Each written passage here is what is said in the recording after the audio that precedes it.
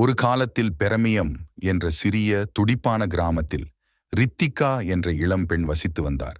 அவளுடைய பெயரே கருணையை எதிரொலிப்பதாகத் தோன்றியது. உண்மையில் அவளுடைய இரக்கமுள்ள இதயத்திற்காக அவள் வெகு தொலைவில் அறியப்பட்டாள். அன்பும் பச்சாதாபமும் எல்லாவற்றிற்கும் மேலாக மதிக்கப்படும் ஒரு சாதாரண குடும்பத்தில் ரித்திகா வளர்ந்தார். அவளுடைய பெற்றோர் இருவரும் ஆசிரியர்களாக இருந்தனர். மற்றவர்களை புரிந்து கொள்வதற்கும் உதவுவதற்கும் முக்கியத்துவத்தை அவளிடம் விதைத்தனர். சிறுவயதிலிருந்தே அவள் இரக்கத்தின் மீது இயல்பான நாட்டத்தை காட்டினாள். தேவைப்படுபவர்களுக்கு எப்போதும் கை கொடுக்க தயாராக இருந்தாள். அவள் இளமை பருவத்தில் மலர்ந்ததும் அன்பான உள்ளம் கொண்டவள் என்ற ரித்திகாவின் நற்பெயர் தொடர்ந்து வளர்ந்தது. அவர் தனது வார இறுதி நாட்களில் உள்ளூர் சமூக மையத்தில் தன்னார்வத் தொண்டு செய்வதிலும், தொண்டு நிறுவனங்களுக்கு நிதி திரட்டும் நிகழ்வுகளை ஏற்பாடு செய்வதிலும், முதியோர் இல்லத்தில் உள்ள முதியவர்களை சந்திப்பதிலும் செலவிடுவார்.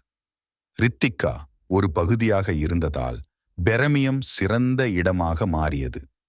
ஒரு நாள் அவள் கிராம சதுக்கத்தில் உலா வந்து கொண்டிருந்தபோது ஒரு தெரு நாய்க்குட்டியை சுற்றி குழந்தைகள் குழுமியிருப்பதை அவள் கவனித்தாள்.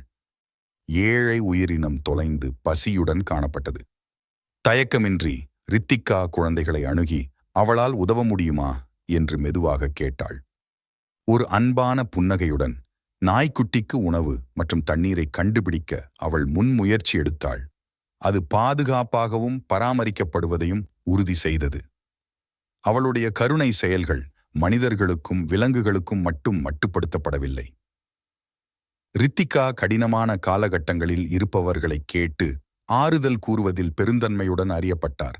அது ஒரு தனிப்பட்ட நெருக்கடியை எதிர்கொள்ளும் நண்பராக இருந்தாலும் சரி, அல்லது கஷ்டங்களை சமாளிக்கும் அண்டை வீட்டாராக இருந்தாலும் சரி, அவள் எப்போதும் ஆறுதலையும் ஆதரவையும் வழங்க சரியான வார்த்தைகளைக் கண்டாள். பெரமியம் கிராமம் ரித்திகாவை இரக்கத்தின் கலங்கரை விளக்கமாக பார்க்க ஆரம்பித்தது. மேயர் அவரது பங்களிப்புகளை அங்கீகரித்தார். முழு சமூகமும் கலந்து கொண்ட ஒரு பெரிய விழாவில் அவருக்கு ஹார்ட் ஆஃப் பெரமியம் விருதை வழங்கினார். இருப்பினும் பாராட்டுகளும் அங்கீகாரமும் ரித்திகாவின் உந்துதலாக இருந்ததில்லை. தன்னை சுற்றியுள்ளவர்களின் வாழ்வில் அவள் ஒரு நேர்மறையான தாக்கத்தை ஏற்படுத்தினாள் என்பதை அறிந்து அவளது மகிழ்ச்சி வந்தது. நன்றி. இந்த கதை உங்களுக்கு பிடித்திருந்தால் இந்த சேனலை சப்ஸ்கிரைப் பண்ணுங்க, அப்புறம் ஷேர் பண்ணுங்க. வரணுங்க.